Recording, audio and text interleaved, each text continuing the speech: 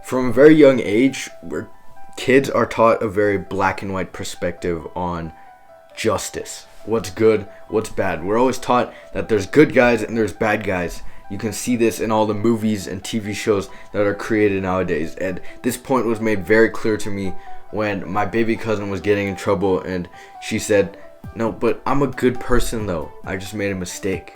You know, just hearing like a 4-year-old kid say that really put into perspective the way I saw justice. You know, I always saw it as extremely black and white. And then I watched Death Note. You know, before we get this little video thing going, I wanted to say two things.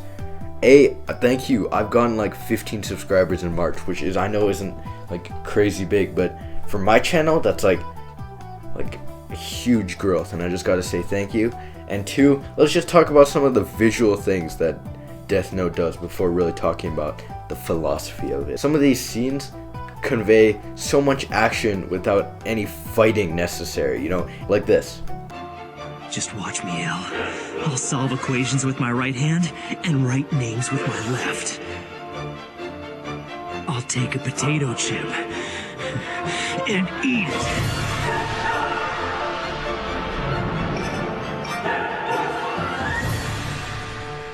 Boom, that is absolutely incredible. Like that, you know how it sounds kind of funny, but that's just very monumental in the show, and you know, that's crazy. You know, the things like these little visual cues, like when Light and L are talking, Light's face is like red and L's face is like blue, which is supposed to represent like the way they see the world and the clash amongst each other. Like those things, that is cool.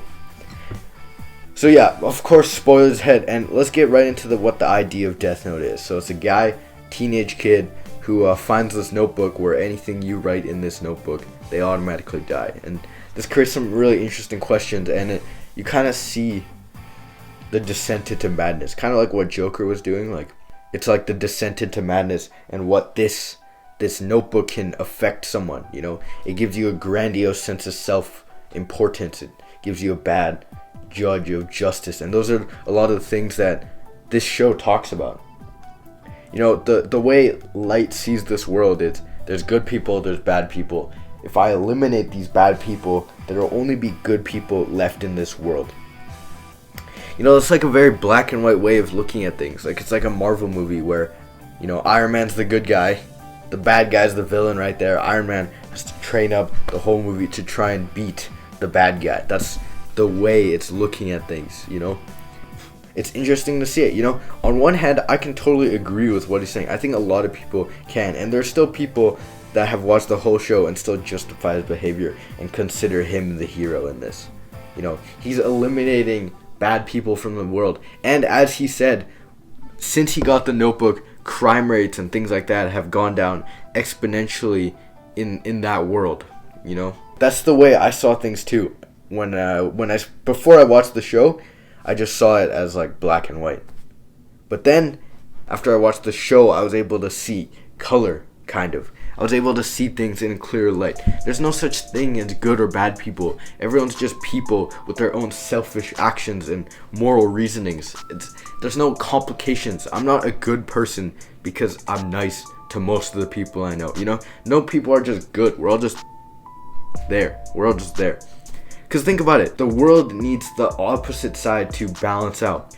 All these like pharmaceutical companies and stuff, they make profit off of other kids' depression. Is that morally okay? You need depressed people to keep part of your business going, okay? That sounds kind of messed up, but at the same time, you're helping these depressed kids by putting serotonin in their brain. So there's like a clash in there. Homeless people, man, it's a terrible sight to see. People who can't even afford socks every morning. Rich people, the capitalist society doesn't work without those homeless people.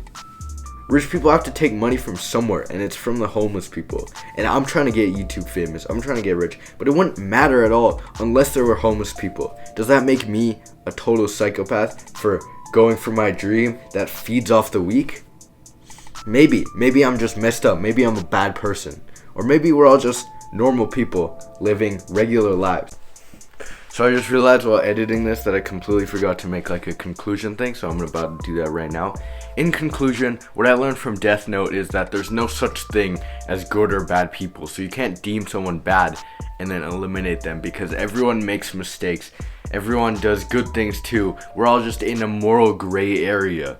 Everyone's just living in an area where there's no such thing as inherently good or bad people. And that's what I learned about justice. You can't kill people just because you think they're bad.